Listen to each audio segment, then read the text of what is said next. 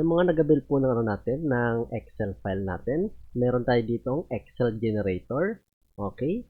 Bali, yung sakop pa lang nito, Shopee, tsaka TikTok. Yung Lazada po, bali, i-add pa lang natin. Okay, meron na po tayo ngayon login in ano, okay? Bago tayo makapunta sa Excel file natin. Okay? Input nyo muna po yung dito yung ano nyo, pangalan ay username. Akin, yung username ko dito, si Dorian1. Tapos yung password ko, okay, naka-asterisk siya, hindi natin siya makikita. Ano? Okay, tapos pag pinindot nyo yung login, dapat mag-login na siya. Okay, makikita nyo dito sa baba, calculating, login successful, kasi tama yung details natin, okay? Meron po tayo dito business information. Ngayon ituturo ko sa inyo kung paano maglagay ng data sa Shopee. Okay? Meron mga binigay na ano sa atin, data ng orders saka galing sa finance tab galing sa Shopee. Bali eto siya, yung binigay sa atin na data. Meron tayo ditong eto. Ito po yung binigay sa atin na data. Wait lang. Nag-start siya ng March 15, okay? I-open po natin yan, tapos i-paste natin siya dito sa number 1 sa database ng Shopee. Shopee orders. Click natin to March 15. March 15 po yun, pero yung kinukuha natin dito April 1 hanggang April 30. Yung starting po kasi natin dito April 4. Pero ginawa ko na po siyang dapat yung April 4 minus 15 days. Doon po yung magi-start yung data natin sa orders. Okay? April 4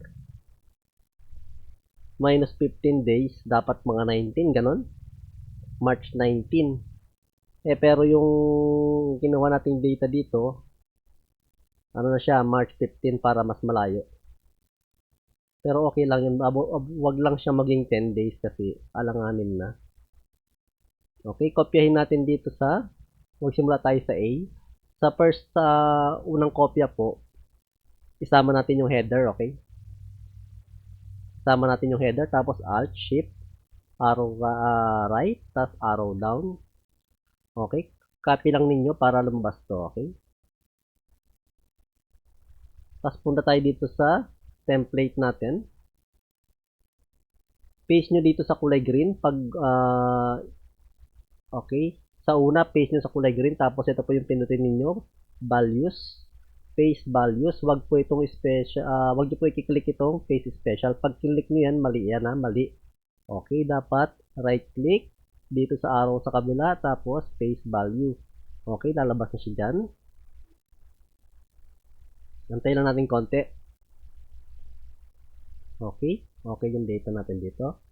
Tapos, kapag dalawa po yung Shopee ninyo, open pa ninyo yung isa kung ano man yun. Tapos, ay kukopyahin ninyo ulit. Punta kayo sa pinakataas dito dapat ang ano ninyo. Kapag mag-paste kayo ulit ng data sa second Shopee ninyo, magsimula na kayo sa A2. Tapos, sa pinakadulo hanggang BB. O kaya Alt Shift tapos arrow right. Tapos arrow down. Okay, tapos copy ninyo ulit, paste ninyo dito, idugtong lang ninyo sa pinakailalim. Sa pinakailalim lang ninyo idudugtong ha. Wag po sa kulay green ulit kasi mabubura yung mga data sa taas. Ma-override siya. Okay, dyan. Tapos, kapag may dudugtong kayo guys, halimbawa ito, dudugtong natin tong isa, kasi per month lang yung download ng data sa Shopee. Kaya putol-putol siya. Okay, buksan natin itong pangalawa. Okay, wag na ninyong isama tong header kasi iduduktong lang natin siya. Magsimula tayo sa number 2. Tapos Alt Shift. Ay control pala guys, control. Control Shift arrow right, arrow down. Control Shift arrow right, arrow down para mapunta sa pinakailalim. Okay? Pag nakati na, balik tayo sa Excel file natin. paste lang ninyo dito. Huwag po ito, itong isang may arrow. Tapos ito po yung pinutin natin ha, para ma-paste siya. Okay. Check natin pag kung okay na. Okay, naglo-loading siya. Check natin, okay. Sakto siya dito sa BB. Bali, ito na kasi yung border natin. Hangganan na yan. Okay. Kung wala na kayong idadagdag dito, kung meron pa kayong ibang idadagdag, dire-diretso lang yun. Tapos kapag tatlo yung Shopee nyo, syempre marami kayong account. Ganun lang din pag samasamahin lang ninyo. Tapos, bali ito naman yung asan na isa natin? Yung isa pa, okay? May dudugtong ulit tayo na isa pa. Bali tatlo sila. Dito ulit tayo sa number 2. Tapos, arrow right. Control Shift arrow right. Control Shift arrow down. Okay, copy. Tapos, paste natin sa Excel file. Punta tayo sa pinakailalim. Control down. Okay, para mapunta sa pinakailalim. Tapos, dito tayo sa ilalim. Paste natin siya dito. Values. Okay. Values. Para magsama-sama yung mga data natin. Okay. Yung starting po ng Shopee Finance, dapat po delay siya ng 15 days kasi 7 days yung shipping natin hanggang Mindanao na yan. Bali minamax natin 7 days yung shipping ng item natin, tapos 7 days din naman yung waiting time para pumasok sa bank natin yung pera. Okay? Bago ma-settle sa natin, withdrawal. Okay? Kaya 15 days delay po dapat. Okay? Mag-paste naman tayo dito sa daily release earning. Okay? Pipaste natin siya sa number 2. Bali, dinoble ko lang yung header para meron tayong pagbasihan kapag nag-update yung platform ng column nila. Okay, sorry. Okay. Okay, so, ano yan? Dito tayo sa ngayon, download. Dito tayo sa income release. Bali, eto na yung na-download sa income release. Magsimula tayo dito sa B6 order. Dito po tayo mag-i-start ha, wag dito mag-start. Okay, dito tayo sa B6. Control, Shift, tapos arrow right. Tapos, meron pa po yan hanggang dulo. Wag nyo kalimutan, tignan nyo hanggang dulo. Hanggang tayo AN ha, hanggang AN, wag nyo kalimutan i-copy hanggang AN. Tapos, pababa. Tapos, copy. Balik tayo dito sa file natin. Paste lang ninyo yan. Okay. Paste value. Ito po yung paste value natin. Okay. Parehas sila ng column. Column name, parehas. Kahit hanggang dulo yan, parehas. Okay.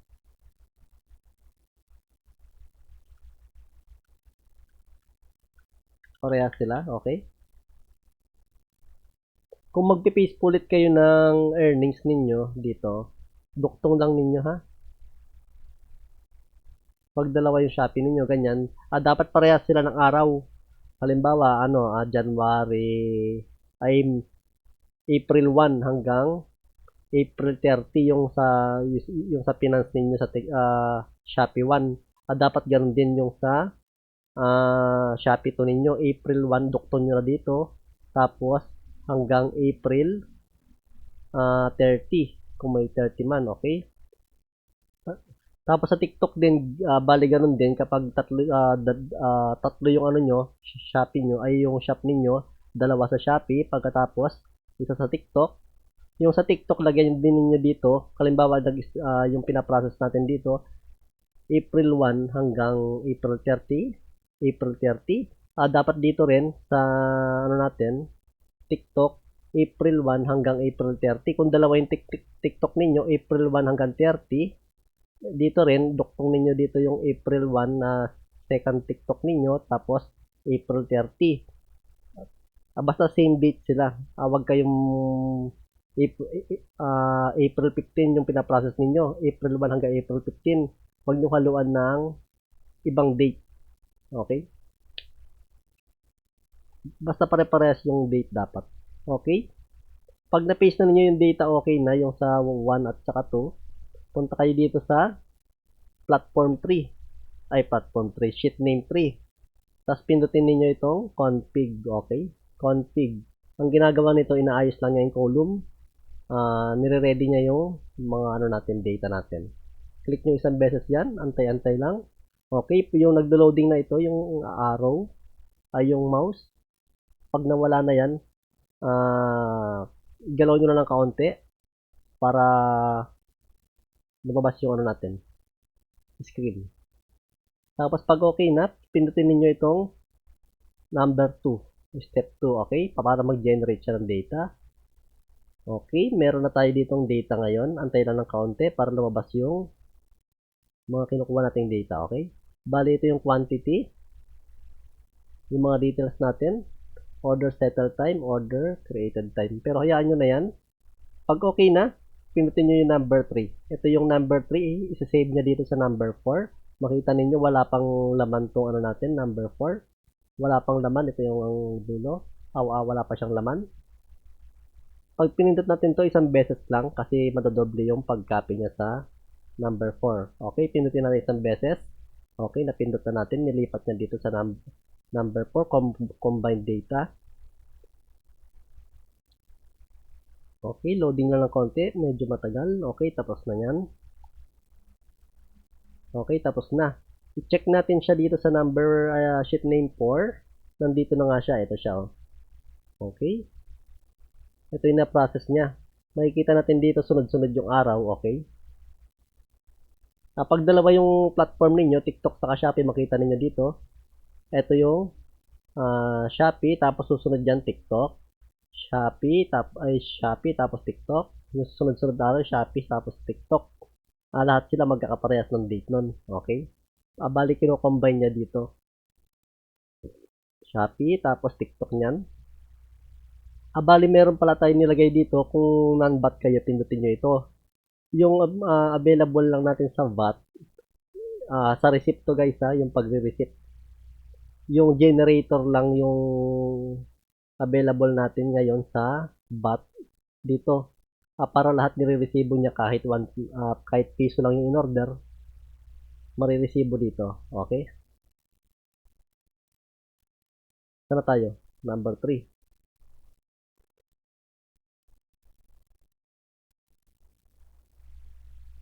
Okay. Next tayo.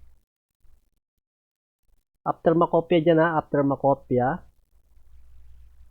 i-clear natin yung data dito kasi temporary lang itong number 3 tsaka number 2. Yung sheet name 2, sheet name 3, temporary lang yan para makagawa tayo ng data sa sheet name 4. Okay? Ipindutin ko na itong step 4 para mawala yung data natin dyan. Okay? Okay, binubura na niya. Hintay lang ng kaunti, nabura na. Okay? Tapos naman buburahin natin tong sheet name, data sa sheet name 2. Gamit itong step 5, papakita ko na may laman yung sheet name 2. Ito yung sheet name 2. Okay? Punta tayo dun sa kanina. I-clear natin gamit itong step 5. Okay, meron siyang warning. Okay lang natin yan. Tapos tayo ng kaunti, babubura na itong sa number 2. Kasi temporary lang to. Yung data dito, wala na. Kung may data rin kayo sa TikTok, baburahin din niya. Okay?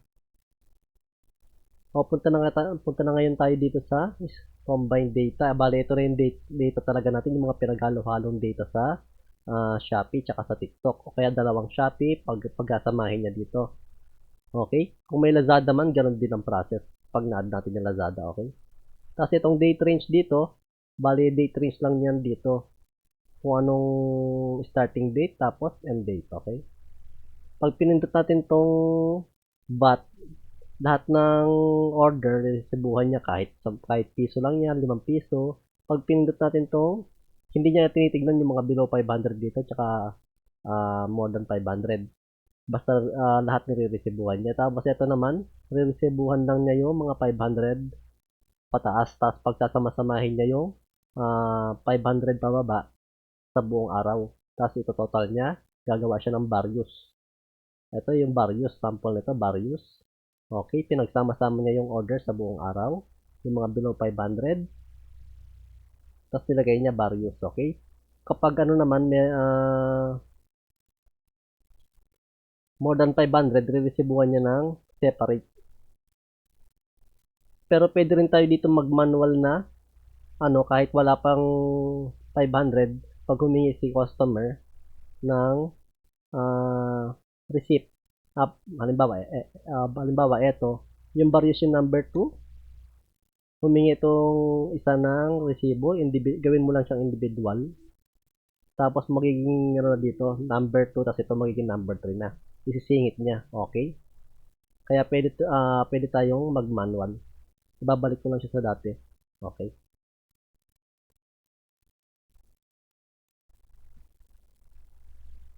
Next tayo, meron din tayo ditong dashboard. Yung dashboard natin, makikita nyo dito, i-zoom ko lang. Okay? Ito yung dashboard natin. Sinasabi niya kung anong data yung kulang. Yung in-upload ko lang kasi April 1 hanggang April 30 lang. Okay? Makikita mo dito sabi niya mag-upload daw ako ng May 1 hanggang 23. Yung date kasi ngayon, May 23. Kaya nagpapa-update siya ng data. Meron din pala tayo dito parang overview kapag isa lang yung item nyo, katulad ko, isa lang item ko. Dito ako nag-resibo para mas madali. Pag okay, nalagyan mo lang ng okay dito,